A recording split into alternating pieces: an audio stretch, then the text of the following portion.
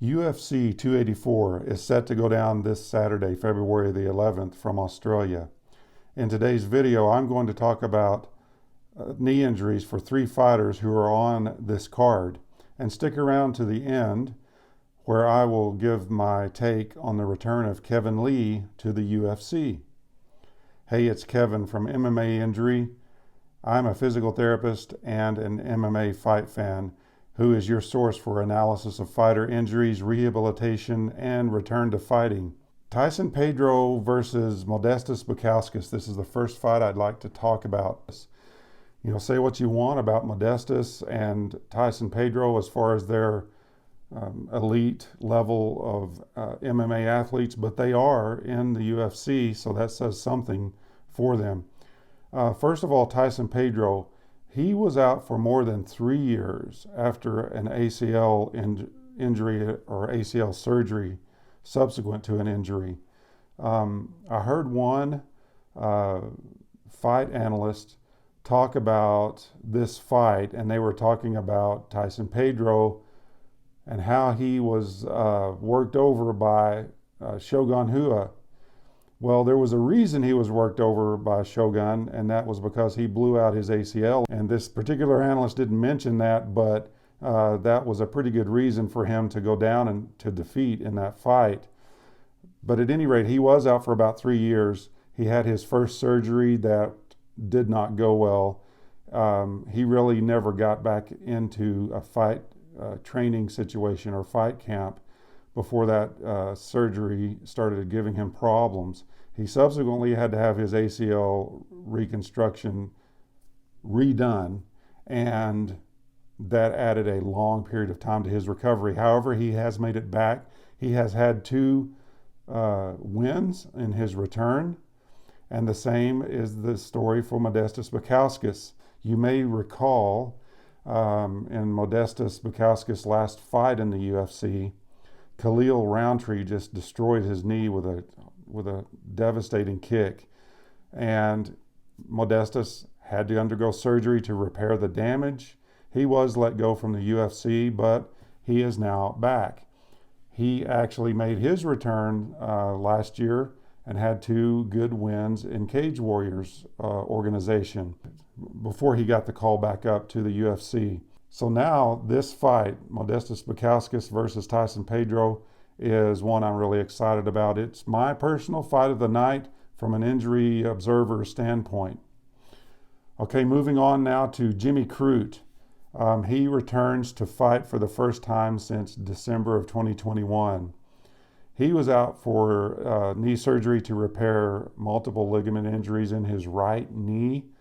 Crute revealed that he actually fought his last 4 fights in the UFC with a torn ACL. That was incredible to hear. He actually had 2 wins in those 4 fights, if I'm not mistaken. The ACL injury was suffered just prior to his fight in February of 2020.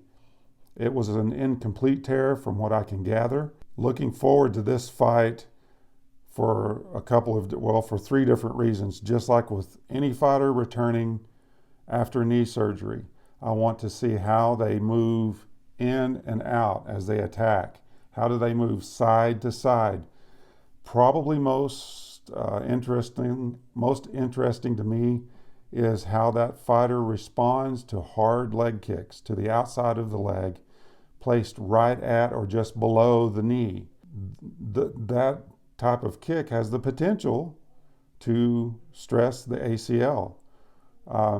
And that could really be a telltale sign for a fighter if they suffer another injury to the ACL subsequent to a kick such as that. Keeping that in mind, I now want to talk about Kevin Lee. Kevin hasn't fought under the UFC banner since 2021. I think, in an overall perspective, him re-signing with the UFC is something very good for the health of his knees. And here's why. His last fight was against Diego Sanchez under the Eagle FC organization back in March of 2022. He actually re-injured his left ACL in that fight. And it occurred early in the bout with the first kick that Diego delivered to him, guess where? right at his knee on the outside of the leg.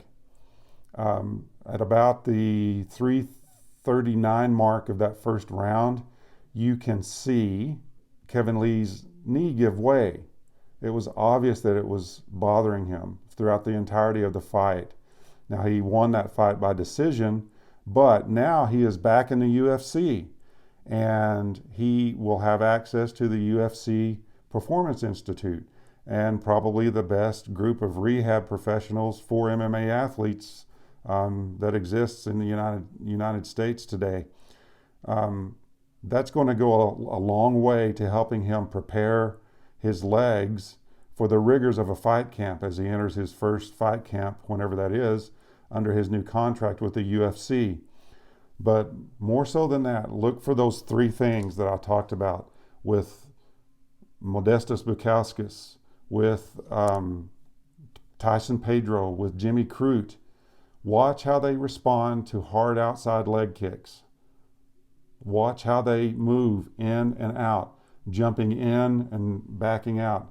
When a fighter jumps in to attack, that is a potential for anterior or forward shear of the tibia at the knee. That's a direct stress on the anterior cruciate ligament.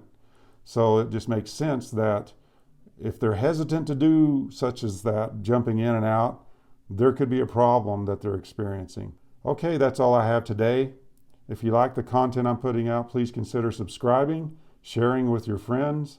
I will link that, by the way, that Kevin Lee fight with Diego Sanchez in the notes for this video, just in case you want to check it out. That first round, you'll see what happened to his knee. Thanks a lot, and I'll catch you on the next video.